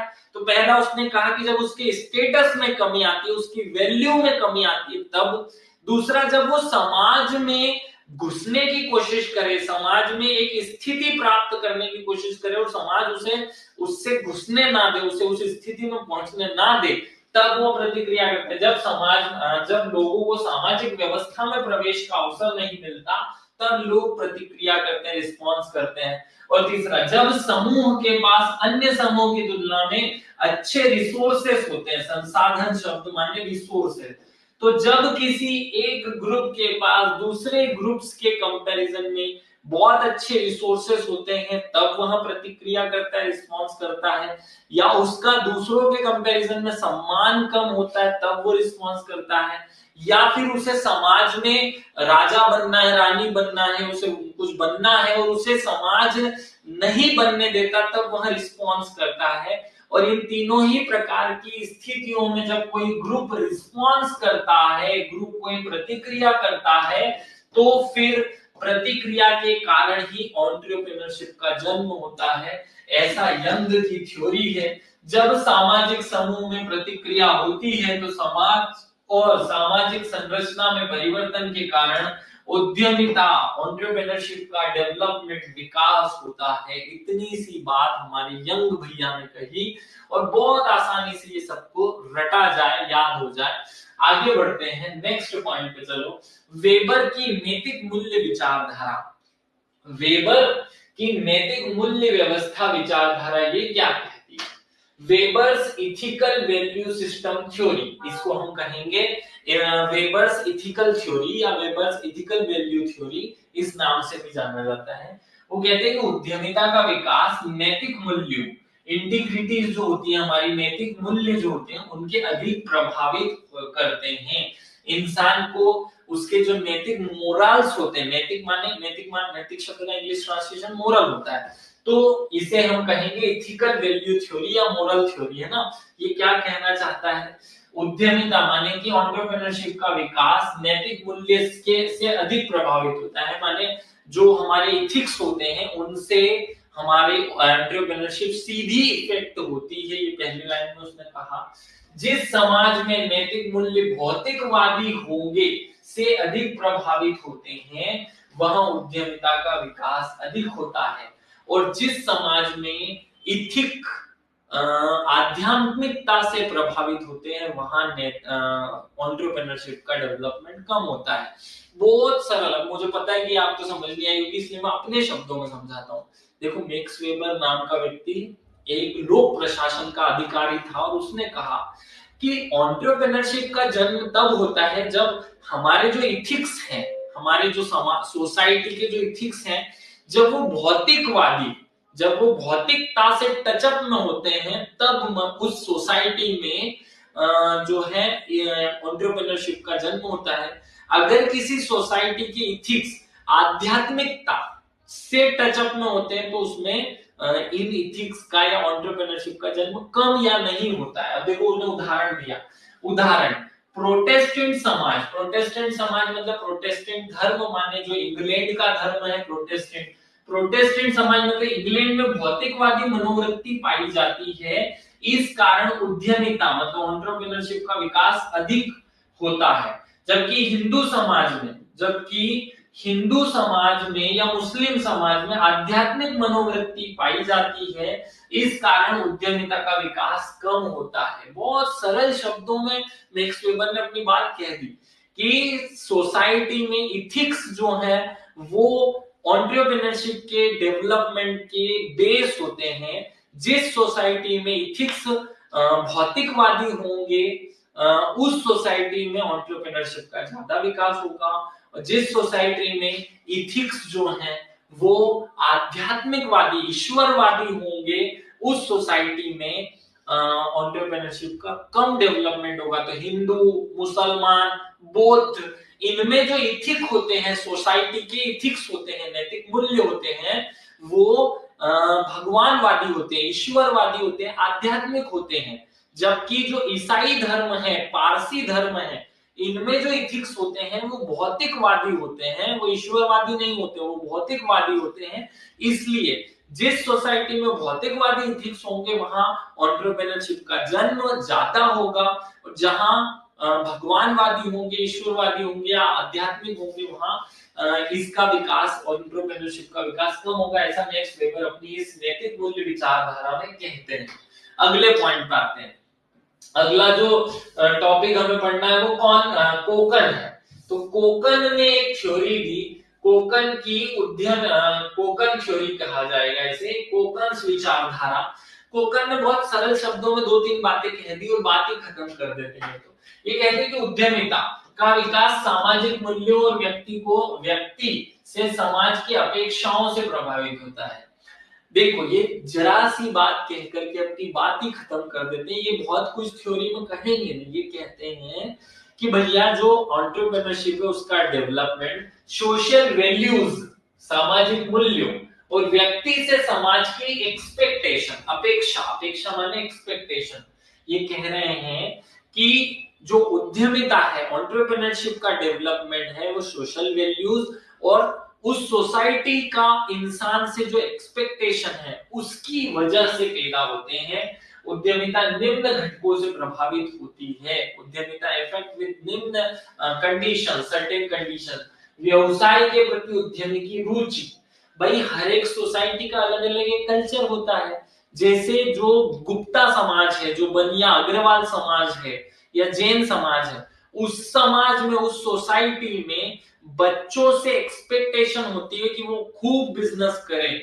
जैसे क्षत्रिय समाज है, उस क्षत्रिय समाज में ये एक्सपेक्टेशन होती है कि ये बच्चा खूब बहादुर हो, पैसे वैसे से लेना देना उनका नहीं होता है। ब्राह्मण समाज में बच्चे से एक्सपेक्टेशन होती है कि वो खूब इंटेलिजेंट हो, पैसे कमाएगा कि नहीं कमाएगा इससे फर्क नहीं पड़ता, खूब इंटेलिजेंट हो। तो जैसा उस सोसाइटी की उस बच्चे से एक्सपेक्टेशन होगी, वैसा वो बच्चा उस सोसाइटी के लिए काम करेगा और इसी से एंटरप्रेन्योरशिप का जन्म होगा। तो कोकन क्या कह रहे हैं, कोकन कितनी सरल सी बात कह रहे हैं। देखो कोकन कह रहे हैं कि जो एंटरप्रेन्योरशिप है वो दो चीजों से इफेक्ट होती है या दो चीजों के ऊपर डिपेंड करती है। पहली चीज है सोशल वैल्यू, पहली चीज क्या है, सोशल वैल्यू, और दूसरी चीज है सोशल रिस्पॉन्स अगेंस्ट पर्सन, कि उस इंसान से सोसाइटी की एक्सपेक्टेशन क्या है। तो सोसाइटी की एक्सपेक्टेशंस अगेंस्ट द पर्सन, ये तीन चीजों से प्रभावित होती है। व्यवसाय के प्रति उद्यमी मतलब उस पर्सन की रुचि, समाज द्वारा अपेक्षित साहस की भूमिका, और उद्यमी के व्यवसाय से समाज की आवश्यकता की पूर्ति। अगर ये तीन काम होते हैं तो फिर क्या होगा, एंटरप्रेन्योरशिप का जन्म होगा और एंटरप्रेन्योरशिप धीरे धीरे डेवलप होती जाएगी, ऐसा कोकन ने कहा। इसके बाद आखिरी पर्सन बचे हास्लीज, इनकी बात कर लेते हैं और फिर एकीकृत थ्योरी में कोई भी नहीं है, ये आखिरी पर्सन है जिन्हें हमें पढ़ना है। अब टेंशन मतलब बस खत्म होने वाला है। हास्लीज क्या कहते हैं, हास्लीज एक थिंकर है। हास्लीज ने क्या कहा, हास्लीज ने कहा कि जिस समाज में लचीलापन होता है वहां उद्यमिता का विकास अधिक होता है, और जिस समाज में जड़ता अर्थात समाज में व्यवसाय के विकास में सहयोग देता है वहां उद्यमिता का विकास अधिक होता है। बहुत सिंपल सी बात हास्लीज ने एक लाइन में कही और खत्म कर दिया। जो देश, जो सोसाइटी लचीली होती है वो सोसाइटी एंटरप्रेन्योरशिप को जन्म देती है। जो सोसाइटी रूढ़िवादी होती है, कठोर होती है, सोसाइटी में कोई चेंज नहीं होता, वो ऐसी की ऐसी खड़ी है। जैसे मुस्लिम धर्म की जो बात की जाए तो वो एकदम कठोर सोसाइटी, कट्टर सोसाइटी मानी जाती है, जबकि पारसी जो सोसाइटी है वो एकदम लचीली मानी जाती है। सबसे ज्यादा लचीली ईसाई पारसी सोसाइटी होती है। हिंदू मुस्लिम ये कठोर सोसाइटी मानी जाती है। ध्यान से सुनना, जब सोसाइटी लचीली होती है, लचीली शब्द का मतलब समझो, जो चेंज अपने आप में अपनाने को, बार बार चेंज करने को तैयार हो वो लचीला, और जो खुद में कोई चेंज ना करना चाहे वो कठोर। तो जो सोसाइटी लचीली होती है वहां पर उद्यमिता का डेवलपमेंट होता है, और जो सोसाइटी कठोर होती है वहां उद्यमिता का डेवलपमेंट नहीं होता। अब देखो उदाहरण दिया उन्होंने, रूस और फ्रांस, इन दो देशों में, उन्होंने केवल यूरोप के उदाहरण दिए, उन्होंने इंडिया पाकिस्तान लिया ही नहीं। रूस और फ्रांस में लोचशीलता या जो हीनता है, वहां कठोरता है, लोचता है ही नहीं, मतलब लचीलापन था ही नहीं। तो लचीलापन ना होने के कारण विकास जो है वो देरी से हुआ, लेट हुआ। जबकि अमेरिका और इंग्लैंड में लोचशीलता के कारण जल्दी से एंटरप्रेन्योरशिप का डेवलपमेंट हुआ और उन्होंने औद्योगिक क्रांति कर दी और वो पूरी दुनिया में सबसे लीडर बन गए। वो क्या समझाना चाह रहा है कि एंटरप्रेन्योरशिप का डेवलपमेंट लचीलेपन के कारण होता है। जिस सोसाइटी में लचीलापन ज्यादा होता है उस सोसाइटी में ज्यादा एंटरप्रेन्योरशिप का डेवलपमेंट होता है। जिस सोसाइटी में लचीलापन कम होता है वहां एंटरप्रेन्योरशिप का कम विकास होता है। एक बहुत सरल सा टॉपिक आज हमने कवर कर दिया और ये खूब इंपॉर्टेंट टॉपिक है, यहाँ से एग्जाम में प्रश्न खूब आते हैं। उद्यमिता की विशेषता, गुण और प्रवृत्ति, ये लास्ट टॉपिक है जो आज हम पढ़ने वाले हैं और इसके बाद ये आज का लेक्चर खत्म हो जाएगा। आज की बात, आज मैंने 2 घंटे की क्लास इसलिए ले ली कि वो पूरी लाइन हमारे सिलेबस की खत्म हो जाए। अच्छे से इस पॉइंट को समझो। उद्यमिता की विशेषता पूछी है। विशेषताएं क्या होती है भैया? जैसे मेरी क्या विशेषता है? मेरी विशेषताएं 2 प्रकार की हो सकती है। एक, मेरी बॉडी को देखोगे तो कुछ विशेषताएं दिखेगी और एक मेरे अक्कल को देखोगे तो मेरे अंदर से कुछ विशेषताएं मिलेगी, कैरेक्टरिस्टिक्स है ना। तो भैया मेरी बॉडी को देखोगे तो मेरी नाक बड़ी है, मेरी आंख जो है वो भूरी है, मतलब अच्छी वाली है, मतलब इसको कैसे, ब्राउन आंखें है ना, तो ब्राउन आंखें ये मेरी विशेषता है, समझ रहे हो। काले बाल, 6 फीट हाइट, ये मेरी क्या है? विशेषताएं। ऐसे ही एंटरप्रेन्योरशिप की भी कुछ विशेषता होती है। एंटरप्रेन्योरशिप की विशेषताएं, उसके गुण और उसकी प्रकृति, तीनों क्वेश्चन एग्जाम में पूछी जाए तो एक ही आंसर करना है। क्या क्वेश्चन में क्या आंसर है भाई? सिंपल से 5-6 पॉइंट आप रट लो। एंटरप्रेन्योरशिप की पहली विशेषता होती है जोखिम उठाना, रिस्क टेकिंग एबिलिटी। तो रिस्क बियरिंग कैपेसिटी या रिस्क बियरिंग एबिलिटी पाई जाती है। नवाचार, नव प्रवर्तन करना, इनोवेशन कैपेसिटी पाई जाती है। रचनात्मकता, क्रिएटिविटी पाई जाती है। ज्ञान पर आधारित होती है। जो उद्यमिता होती है ना, वो परंपरा, समाज, धर्म इनसे नहीं चलती, वो ज्ञान से चलती है, ज्ञान पर डिपेंड करती है।